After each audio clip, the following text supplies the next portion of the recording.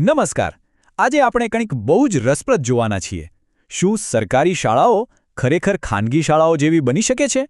આપણી પાસે ગુજરાતની એક સરકારી કન્યા શાળાના 2 એડમિશન ફ્લાયર્સ છે.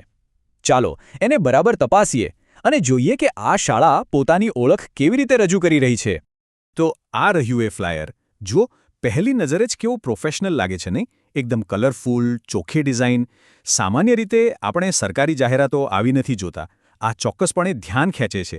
ચાલો સૌથી પહેલાં શાળા પોતાની ઓળખ કઈ રીતે આપે છે એ જોઈએ. એમનું સૂત્ર જ બધું જ કહી દે છે. સરકારી શાળા, શ્રેષ્ઠ શાળા. આ ખાલી એક સ્લોગન નથી દોસ્તો, આ તો એક મોટો દાવો છે, એક વચન છે. તો આપણે જે શાળાની વાત કરી રહ્યા છીએ એ છે પીએમ શ્રી મહેમદાબાદ કન્યા શાળા. આ ખેડા જિલ્લાના મહેમદાબાદમાં આવેલી છે અને ખાસ કરીને દીકરીઓ માટે છે. અને હા, નામમાં જે પીએમ શ્રી છે એનો અર્થ છે પ્રધાનમંત્રી સ્કૂલ્સ ફોર રાઇઝિંગ ઇન્ડિયા. આ એક સરકારી યોજના છે જેનો હેતુ જ દેશભરની સરકારી શાળાઓને અપગ્રેડ કરવાનો છે. તો સવાલ એ છે કે શ્રેષ્ઠ એટલે શું? શાળા પોતાને શ્રેષ્ઠ કહે છે, પણ કયા આધારે? ચાલો ફ્લાયર જ જોઈએ કે એવી કઈ સુવિધાઓ છે જે આ દાવાને સાચો સાબિત કરે છે. સૌથી પહેલાં તો વાત છે ઇન્ફ્રાસ્ટ્રક્ચરની. અહીં કોઈ જૂની શાળાની વાત નથી. અહીં તો છે સ્માર્ટ ક્લાસરૂમ, એકદમ લેટેસ્ટ કોમ્પ્યુટર લેબ, આધુનિક સાધનોવાળી સાયન્સ લેબ અને રમવા માટે મોટું મેદાન. આ બધું તો કોઈ સારી ખાનગી શાળામાં હોય એવું લાગે છે. અને વાત ખાલી બિલ્ડિંગની નથી, ભણાવવાની રીત પણ આધુનિક છે. અહીં ડિજિટલ બોર્ડ પર ભણાવવામાં આવે છે. ગોખણપટ્ટીને બદલે પ્રેક્ટિકલ અને એક્ટિવિટી પર ભાર મૂકવામાં આવે છે, જેથી બાળકો સમજીને શીખે. જુઓ, અહીં ખાલી ભણાવવા પર જ ફોકસ નથી. વાત છે વિદ્યાર્થીના સર્વાંગી વિકાસની. સ્પર્ધાત્મક પરીક્ષાઓ માટે પણ ગાઈડન્સ આપવામાં આવે છે. અને આ બધું કોણ કરાવશે? તો કે અનુભવી શિક્ષકો. હવે આ બધું જાણીને કોઈ પણ વાલીને પોતાના બાળકને અહીં ભણાવવાનું મન થાય, ખરું ને?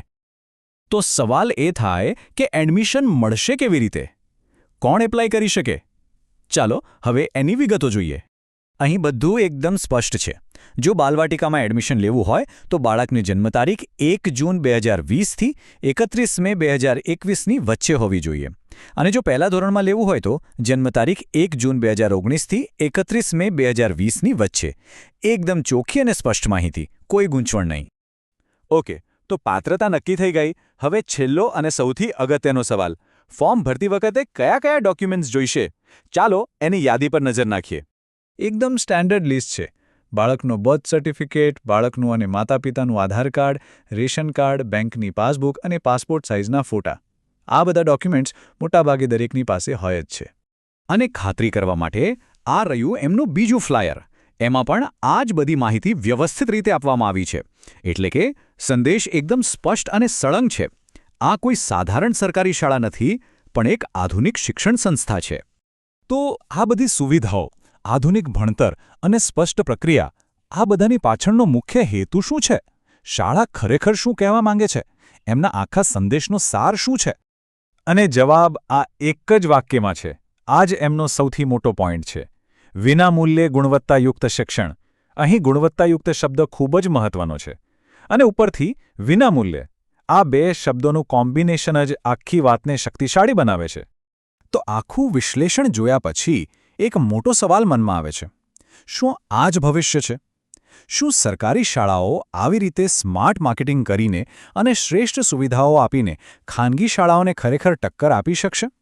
આના પર ચોક્કસથી વિચારવા જેવું છે.